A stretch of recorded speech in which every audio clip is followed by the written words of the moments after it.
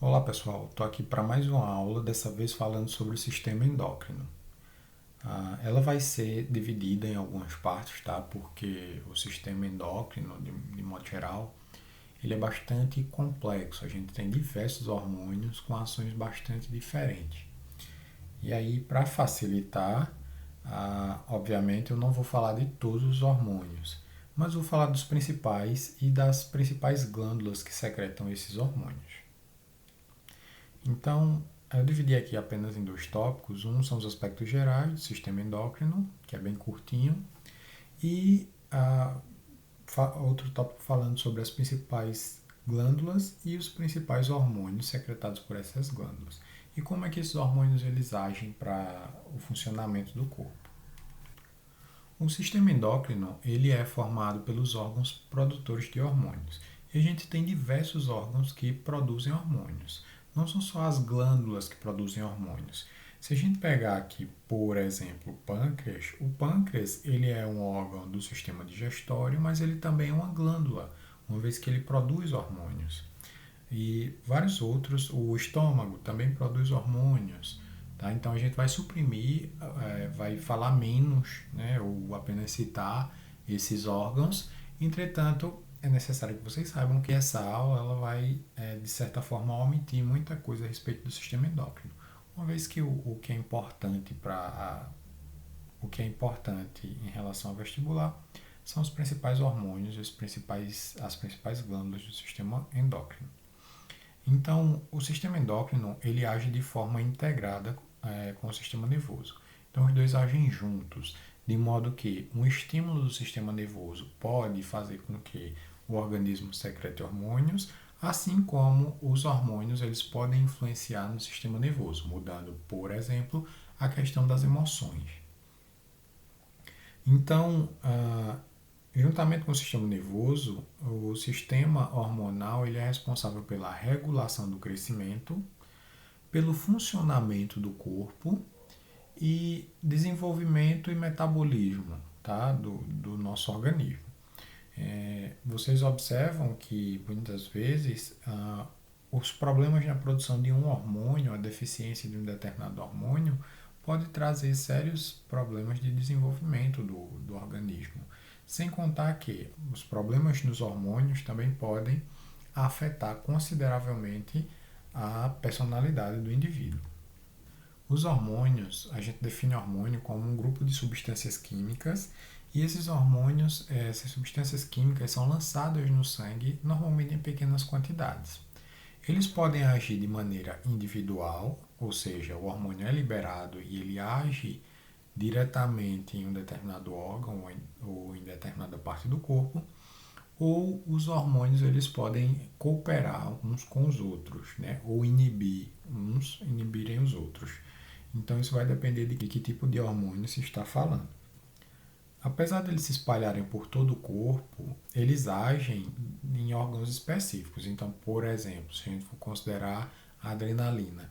A adrenalina é um hormônio que tem um impacto grande sobre o sistema circulatório. Então, ele vai agir, por exemplo, alterando o ritmo cardíaco e não vai agir em várias outras partes. Então, existem órgãos que são específicos para que esses hormônios eles ajam, eles atuem.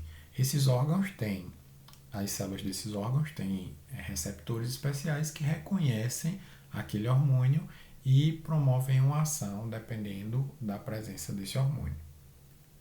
Então aqui eu coloquei, por exemplo, a ação da adrenalina, quando você está em uma atividade arriscada, por exemplo, a prática de montanhismo, asa delta, enfim, tudo que envolve risco, a gente tem uma ação considerável da adrenalina no corpo. E a gente tem diversos órgãos, e aqui eu botei só mais para ilustrar, a gente tem diversos órgãos que sofrem a ação dos hormônios liberados na corrente sanguínea. Os hormônios eles podem ser constituídos por aminoácidos ou por esteroides. Os hormônios também podem ser proteicos. No entanto, eu evitei de colocar proteicos aqui porque quando a gente coloca aminoácidos, sabendo que as proteínas são formadas por aminoácidos, a gente também deduz que os hormônios podem ser formados por proteínas. Então, os hormônios podem ser proteicos, podem ser formados por aminoácidos e pode ser formado também por esteroides, que é um lipídio, por exemplo, o colesterol. Os hormônios também estão relacionados às emoções dos indivíduos. Então, por exemplo, quando a gente considera a tensão pré-menstrual nas mulheres, essa tensão pré-menstrual ela ocorre devido a alterações dos níveis dos hormônios naquela fase do ciclo. Então, quando a gente considera um hormônio, o hormônio ele é uma das diferenças, das diferenciações entre ele e os neurotransmissores é que os hormônios eles agem em todo o corpo, enquanto os neurotransmissores eles estão restritos à comunicação entre os neurônios. Vocês devem lembrar que os neurônios eles não fazem contato uns com os outros, mas eles estão próximos e eles estão ligados de certa forma pela fenda sináptica. Nessa fenda sináptica é onde os neurotransmissores atuam, enquanto que os hormônios eles estão livres na corrente sanguínea.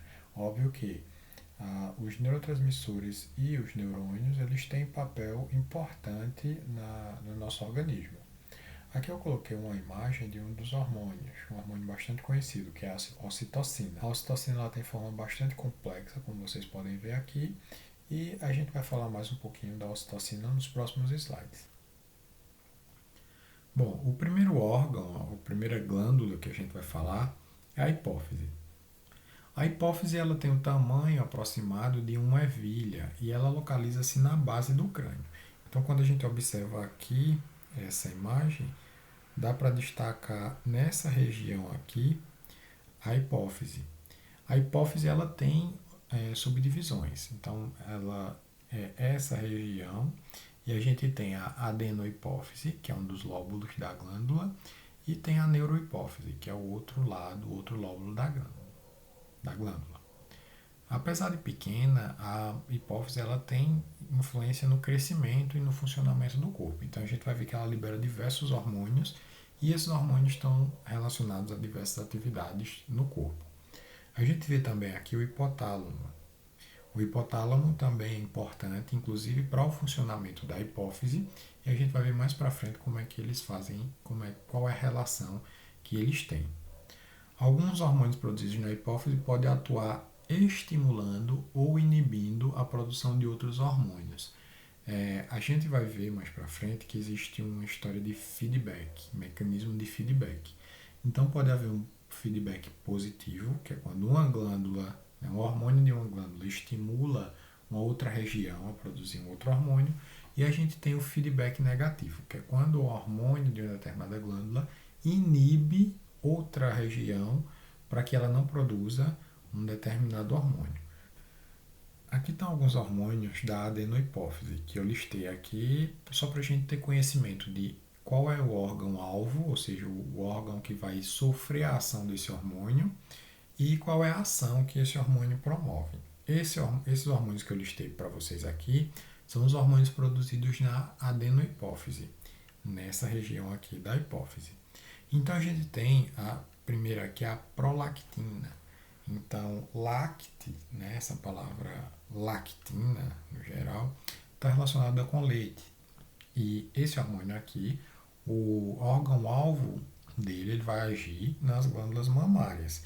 Esse hormônio tem por função estimular a produção de leite. Então, a produção de leite materno ela é estimulada por conta da liberação desse hormônio. A adenohipófise também produz os hormônios gonadotróficos. Hormônios, eles têm esse nome, hormônios gonadotróficos, porque esses hormônios eles vão agir nas gônadas, tá? Que é, no caso, o ovário para a mulher e os testículos para o homem.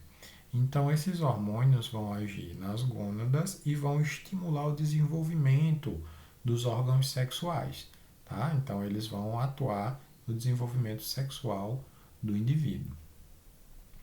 Temos também, como produto da adenohipófise, o hormônio tireoide estimulante, que é chamado de TSH, tá? A sigla vem do nome em inglês e corresponde ao hormônio tireoide estimulante. Esse hormônio ele vai agir na glândula tireoide, por isso o nome. E as ações gerais desse hormônio, ela atua em diversas partes do corpo e esse hormônio vai fazer com que você aumente a taxa metabólica. Então, ele vai aumentar o metabolismo do indivíduo. Ele vai, de certa forma, acelerar as reações químicas e as funções do organismo.